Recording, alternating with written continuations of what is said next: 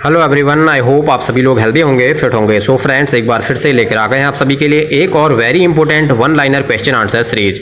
आज की सीरीज में हम डिस्कस करने जा रहे हैं स्वास्थ्य शिक्षा यानी कि हेल्थ एजुकेशन से related most important one liner question answer series. Friends, ये एक ऐसा टॉपिक है जहां से एग्जाम में क्वेश्चन पूछे जाते हैं, तो हम आपको सजेस्ट करेंगे कि आज की सीरीज पूरी जरूर देखिएगा, क्योंकि आपको इससे अवश्य ही लाभ मिलेगा। अगर आप हमारे चैनल पर नए हैं तो सबसे पहले चैनल को सब्सक्राइब कर लीजिए, ताकि आगे आने वाली वीडियोज़ की नोटिफिकेशन सबसे पहले आपको मिल जाए। और हाँ, जो वीडियोज हमने ऑलरेडी अपने चैनल पर अपलोड कर दी हैं, उन सभी का लिंक मैंने डिस्क्रिप्शन में दे दिया है, आप वहां से उन सभी वीडियोज़ को देख सकते हैं। तो चलिए बिना देरी किए शुरू करते हैं हमारी आज की ये one liner question answer series. Video अच्छी लगे तो लाइक जरूर कीजिएगा और अपने फ्रेंड्स के साथ शेयर भी जरूर कीजिएगा। तो चलिए बढ़ते हैं आज के पहले क्वेश्चन की ओर। आज का पहला क्वेश्चन है, प्रोटीन किसका बना होता है? तो इसका करेक्ट आंसर है अमीनो एसिड का। नेक्स्ट क्वेश्चन की ओर बढ़ेंगे। नेक्स्ट क्वेश्चन है, किस न्यूट्रिएंट में नाइट्रोजन होता है? तो करेक्ट आंसर है प्रोटीन। प्रोटीन में नाइट्रोजन पाया जाता है। नेक्स्ट क्वेश्चन है, कार्बोहाइड्रेट में क्या क्या होता है? तो करेक्ट आंसर है कार्बन, हाइड्रोजन तथा O2 मींस ऑक्सीजन। ठीक है, कार्बोहाइड्रेट में कार्बन, हाइड्रोजन तथा ऑक्सीजन होता है। चलिए बढ़ते हैं नेक्स्ट क्वेश्चन की ओर। नेक्स्ट क्वेश्चन है, 1 ग्राम प्रोटीन में कितनी एनर्जी मिलती है? तो 1 ग्राम प्रोटीन से 4.1 कैलोरी पर ग्राम एनर्जी प्राप्त होती है। वहीं कार्बोहाइड्रेट की बात करें तो कार्बोहाइड्रेट से मिलती है 4.1 कैलोरी पर ग्राम। ठीक है, कार्बोहाइड्रेट और प्रोटीन से बराबर ऊर्जा प्राप्त होती है। नेक्स्ट क्वेश्चन है, 1 ग्राम फैट में कितनी ऊर्जा मिलती है? तो फैट से मिलने वाली ऊर्जा है 9.1 कैलोरी पर ग्राम। ठीक है, 1 ग्राम में 9.1 कैलोरी ऊर्जा हमें फैट से मिलती है। हम कह सकते हैं कि फैट से सबसे ज़्यादा ऊर्जा मिलती है, लेकिन हमारा जो बॉडी है सबसे पहले कार्बोहाइड्रेट से मिलने वाली ऊर्जा का यूज करता है। बढ़ते हैं नेक्स्ट क्वेश्चन की ओर। नेक्स्ट क्वेश्चन में पूछा गया है, मोनोसैकेराइड्स में कौन कौन से शुगर आते हैं? तो करेक्ट आंसर है ग्लूकोज, फ्रुक्टोज तथा ग्लैक्टोज। मोनोसैकेराइड, डाइसैकेराइड और पॉलीसैकेराइड्स के बारे में हमने आपको प्रीवियस वीडियोज में भी बताया हुआ है। ये कार्बोहाइड्रेट्स के अलग अलग प्रकार होते हैं। बढ़ते हैं नेक्स्ट क्वेश्चन की ओर। नेक्स्ट क्वेश्चन है, डाइसैकेराइड्स में कौन कौन से शुगर आते हैं? तो करेक्ट आंसर है सुक्रोज, माल्टोज और लैक्टोज। नेक्स्ट क्वेश्चन की ओर बढ़ेंगे। नेक्स्ट क्वेश्चन है, लैक्टोज किस से बनता है? तो राइट आंसर है दूध से, या कह सकते हैं कि दूध में लैक्टोज पाया जाता है। नेक्स्ट क्वेश्चन है, सुक्रोज किससे बनता है? तो गन्ने से या फिर गन्ने के रस से। नेक्स्ट क्वेश्चन है, फ्रुक्टोज किससे बनता है या फिर कहां पाया जाता है? तो ये है फल एवं शहद से। चलिए बढ़ते हैं नेक्स्ट क्वेश्चन की ओर। नेक्स्ट क्वेश्चन है, स्टार्च किन चीजों से मिलता है? ये बहुत इंपॉर्टेंट क्वेश्चन है, कई बार एग्जाम में पूछा गया है। इसका आंसर है अनाज, जड़ वाली सब्जियां, सेल्यूलोज, तने वाली सब्जियां तथा ग्लाइकोजन से स्टार्च मिलता है या प्राप्त किया जाता है। बढ़ते हैं नेक्स्ट क्वेश्चन की ओर। नेक्स्ट क्वेश्चन है, ग्लाइकोजन कहां पर स्टोर रहता है? इंपॉर्टेंट क्वेश्चन है, तो ये लीवर तथा मांसपेशियों में स्टोर रहता है। बढ़ते हैं नेक्स्ट क्वेश्चन की ओर। नेक्स्ट क्वेश्चन है, फैट्स किस से बनता है? तो फैट्स या वसा जो है वो कार्बन, हाइड्रोजन तथा ऑक्सीजन का मिश्रण होता है। बढ़ते हैं नेक्स्ट क्वेश्चन की ओर। नेक्स्ट क्वेश्चन है, फैट्स शरीर में किस रूप में जमा रहता है? जो फैट है, वसा है, वो शरीर में एडिपोज टिश्यू के नीचे फैटी एसिड तथा ग्लिसराइन के रूप में जमा रहता है। बढ़ते हैं नेक्स्ट क्वेश्चन की ओर। नेक्स्ट क्वेश्चन है, शरीर का कितना भाग पानी होता है? तो शरीर का 2/3 भाग, ठीक है, या कह सकते हैं कि 2/3 ऑफ बॉडी वेट, शरीर के भार का 2/3% भाग शरीर में पानी होता है। बढ़ते हैं नेक्स्ट क्वेश्चन की ओर। नेक्स्ट क्वेश्चन है, पानी की कमी से क्या होता है? ठीक है, तो पानी की कमी से डिहाइड्रेशन हो जाता है। ये क्वेश्चन भी कई बार एग्जाम में पूछा गया है। बढ़ते हैं नेक्स्ट क्वेश्चन की ओर। नेक्स्ट क्वेश्चन है, कैल्शियम के स्रोत क्या क्या हैं? तो कैल्शियम मिलता है आपका दूध, अंडा, पनीर तथा सब्जियों से। कैल्शियम के स्रोत हैं दूध, अंडा, पनीर तथा सब्जियां। बढ़ते हैं नेक्स्ट क्वेश्चन की ओर। नेक्स्ट क्वेश्चन है, कैल्शियम क्यों आवश्यक है? तो कैल्शियम आवश्यक है हड्डियों की मजबूती तथा रक्त का थक्का जमाने के लिए। ठीक है, कई बार ये क्वेश्चन भी पूछा गया है। बढ़ते हैं नेक्स्ट क्वेश्चन की ओर। नेक्स्ट क्वेश्चन है, ऑपरेशन के दौरान खून ना बहे, इसके लिए कौन सा इंजेक्शन दिया जाता है? तो विटामिन के का इंजेक्शन किसी भी ऑपरेशन करने से पहले दिया जाता है। ठीक है, जो ओपन सर्जरीज होती हैं उनको करने से पहले विटामिन के का इंजेक्शन दिया जाता है, ताकि रक्त का बहाव रुक सके। चलिए बढ़ते हैं नेक्स्ट क्वेश्चन की ओर। नेक्स्ट क्वेश्चन है, फैट्स सॉल्यूबल विटामिन कौन कौन से होते हैं? यानी कि वसा में घुलनशील विटामिन कौन कौन से होते हैं? तो राइट आंसर है विटामिन ए, डी, ई तथा के। नेक्स्ट क्वेश्चन है वाटर सॉल्युबल विटामिन कौन कौन से होते हैं, यानी कि जल में घुलनशील विटामिन कौन कौन से होते हैं। तो करेक्ट आंसर है बी, सी और एच। नेक्स्ट क्वेश्चन है नाइट ब्लाइंडनेस एंड जीरोप्थेल्मिया रोग किस विटामिन की कमी से होते हैं। तो इसका करेक्ट आंसर है विटामिन ए की कमी से। चलिए बढ़ते हैं नेक्स्ट क्वेश्चन की ओर। नेक्स्ट क्वेश्चन है विटामिन डी की कमी से कौन सी बीमारी होती है। करेक्ट आंसर है रिकेट्स इन चाइल्ड, मीन्स कि बच्चों में रिकेट्स हो जाता है, और ऑस्ट्रोमलेशिया इन अडल्ट्स, और जो अडल्ट्स होते हैं, जो बड़े लोग होते हैं, उनमें ऑस्ट्रोमलेशिया नामक रोग विटामिन डी की कमी से हो जाता है। बढ़ते हैं नेक्स्ट क्वेश्चन की ओर। नेक्स्ट क्वेश्चन है विटामिन D2 को क्या कहा जाता है। तो विटामिन D2 को एर्गो कैल्सिफेरोल कहा जाता है। अगर मैं पूछूं कि विटामिन D3 को क्या कहा जाता है, तो विटामिन D3 को कहा जाता है कोल्के कैल्सिफेरोल। ठीक है, चलिए बढ़ते हैं नेक्स्ट क्वेश्चन की ओर। नेक्स्ट क्वेश्चन है विटामिन डी कहां से मिलता है। तो विटामिन डी सूरज की रोशनी से मिलता है। नेक्स्ट क्वेश्चन है नेचुरल विटामिन किसे कहा जाता है। तो नेचुरल विटामिन डी को कहा जाता है। चलिए बढ़ते हैं नेक्स्ट क्वेश्चन की ओर। नेक्स्ट क्वेश्चन है किस विटामिन को एंटी स्टार्लिन विटामिन कहा जाता है। तो एंटी स्टार्लिन विटामिन ई को कहा जाता है। नेक्स्ट क्वेश्चन है विटामिन बी का दूसरा नाम क्या है। तो विटामिन बी का दूसरा नाम है थायमिन, या कह सकते हैं कि विटामिन B1 का दूसरा नाम है थायमिन। बढ़ते हैं नेक्स्ट क्वेश्चन की ओर। नेक्स्ट क्वेश्चन है विटामिन ई की कमी से क्या होता है। तो विटामिन ई की कमी से प्रजनन क्षमता खत्म होने लगती है। चलिए बढ़ते हैं नेक्स्ट क्वेश्चन की ओर। नेक्स्ट क्वेश्चन है विटामिन B1 की कमी से कौन सी बीमारी होती है। विटामिन B1 की कमी से बेरीबेरी नामक रोग हो जाता है। ठीक है, विटामिन B1 को ही हम थायमिन कहते हैं।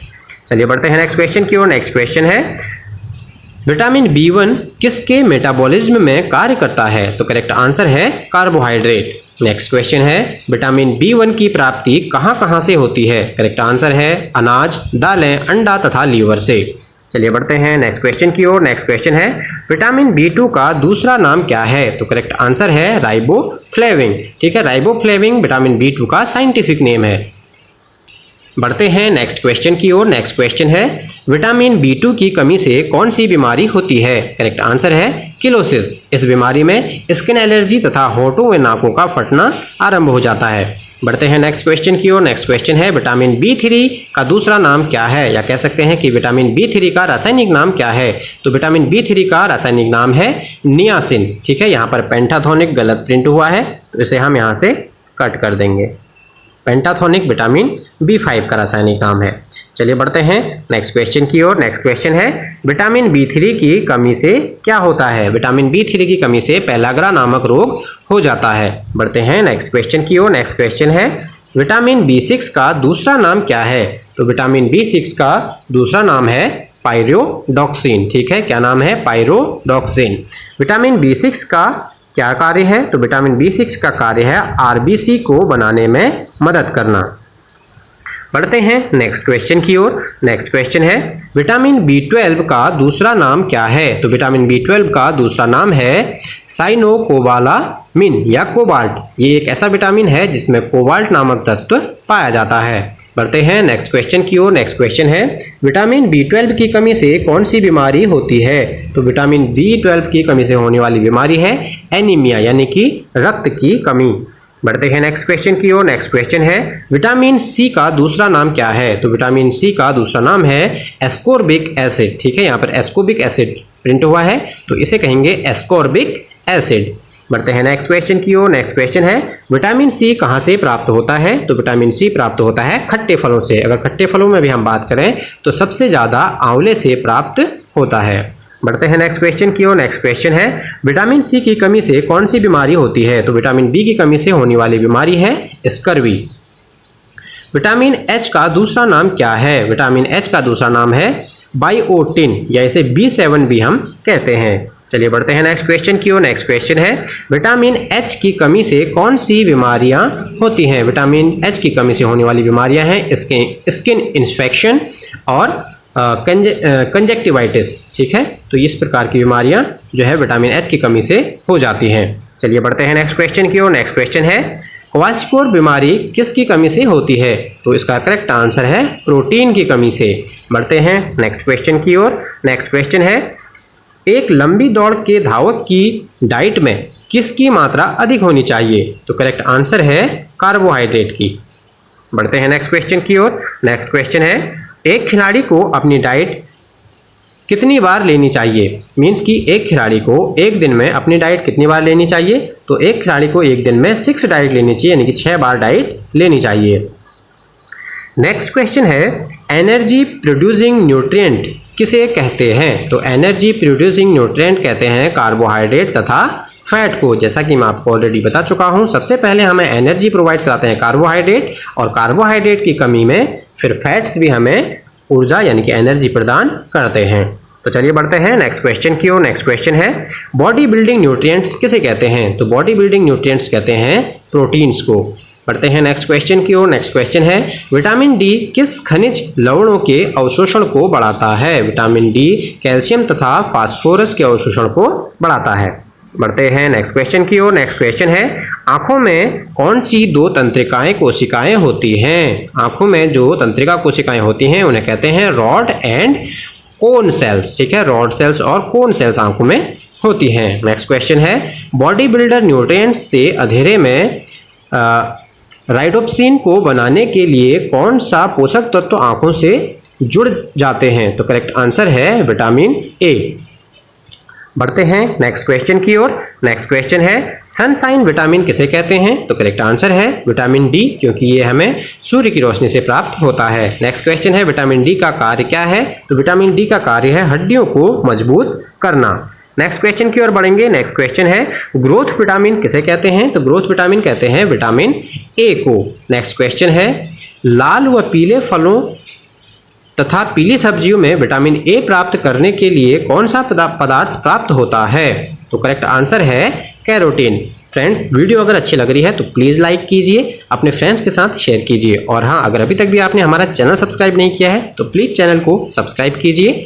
तो चलिए बढ़ते हैं नेक्स्ट क्वेश्चन की ओर। नेक्स्ट क्वेश्चन है, विटामिन की खोज कब और किसने की थी? तो करेक्ट आंसर है 1881 में NI लियोनिन ने।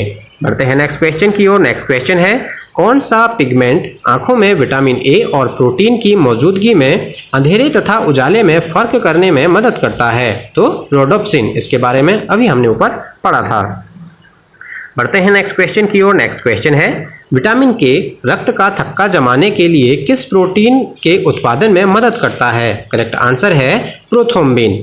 नेक्स्ट क्वेश्चन है, NIN का फुल फॉर्म क्या है? तो करेक्ट आंसर है नेशनल इंस्टीट्यूट ऑफ न्यूट्रिशन। अगर आप अभी तक भी हमारे साथ बने हुए हैं तो बहुत अच्छी बात है, क्योंकि अब जो क्वेश्चन आ रहे हैं वो काफ़ी इंपॉर्टेंट हैं आगामी परीक्षाओं की दृष्टि से। जो अभी तक हमने वो तो इंपॉर्टेंट थे ही थे, लेकिन ये क्वेश्चन भी काफ़ी इंपॉर्टेंट हैं, तो आप इन पर अच्छे से फोकस कीजिए और इन्हें अच्छे से लर्न कर लीजिए।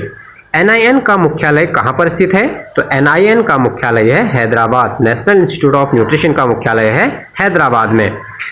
ISO का फुल फॉर्म क्या है? तो इंटरनेशनल ऑर्गेनाइजेशन फॉर स्टैंडर्डाइजेशन। ठीक है, तो ये है ISO का फुल फॉर्म। चलिए बढ़ते हैं नेक्स्ट क्वेश्चन की ओर। नेक्स्ट क्वेश्चन है, ISO का गठन कब हुआ? तो इसका करेक्ट आंसर है 1952 में। नेक्स्ट क्वेश्चन की ओर बढ़ेंगे। नेक्स्ट क्वेश्चन है, एग मार्क का फुल फॉर्म क्या है? तो एग मार्क का फुल फॉर्म होता है एग्रीकल्चर मार्केटिंग। ठीक है, एग मार्क आपने देखा होगा, एग मार्क का एक होलोग्राम या फिर चिन्ह लगा हुआ होता है, तो उसका फुल फॉर्म होता है एग्रीकल्चर मार्केटिंग। नेक्स्ट क्वेश्चन है, ISI मार्क का फुल फॉर्म क्या है? तो ISI मार्क का फुल फॉर्म है Indian standard institute. Egg mark कब से शुरू हुआ? तो एग मार्क की शुरुआत हुई थी वर्ष 1937 से। नेक्स्ट क्वेश्चन की ओर बढ़ेंगे। नेक्स्ट क्वेश्चन है, ISI मार्क की शुरुआत कब हुई? तो ISI मार्क की शुरुआत हुई थी 1947 में। अच्छे से ध्यान रखिएगा, एग मार्क 1937 तथा ISI मार्क की शुरुआत हुई थी 1947 में। नेक्स्ट क्वेश्चन बढ़ेंगे। नेक्स्ट क्वेश्चन है, ISI और एग मार्क किसके नियंत्रण में आता है? तो करेक्ट आंसर है ब्यूरो ऑफ इंडियन स्टैंडर्ड। ठीक है, बढ़ेंगे नेक्स्ट क्वेश्चन की ओर, जो कि है हमारा आज का लास्ट क्वेश्चन। लास्ट क्वेश्चन है, ISI चिन्ह सबसे पहले किस पर लगाया गया? तो करेक्ट आंसर है भारत के झंडे पर। ठीक है, जो ISI चिन्ह है वो सबसे पहले भारत के राष्ट्रीय झंडे यानी कि तिरंगे पर लगाया गया। आई होप आपको हमारी आज की ये सीरीज अच्छी लगी होगी। काफ़ी इंपॉर्टेंट क्वेश्चन है, आगामी एग्जाम में इनमें से क्वेश्चन पूछे जाने की पूरी उम्मीद है। वीडियो अच्छी लगी है तो प्लीज़ लाइक कीजिए और अपने फ्रेंड के साथ शेयर कीजिए। और हाँ, अगर अभी तक भी चैनल सब्सक्राइब नहीं किया है तो चैनल को सब्सक्राइब अवश्य कर लें। तो चलिए मिलते हैं नेक्स्ट वीडियो में, तब तक के लिए रखिए अपना ध्यान। टेक केयर, बाय बाय, जय हिंद, जय Bharat.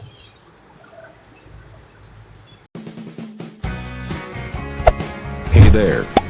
Subscribe to my channel. And also press this bell icon.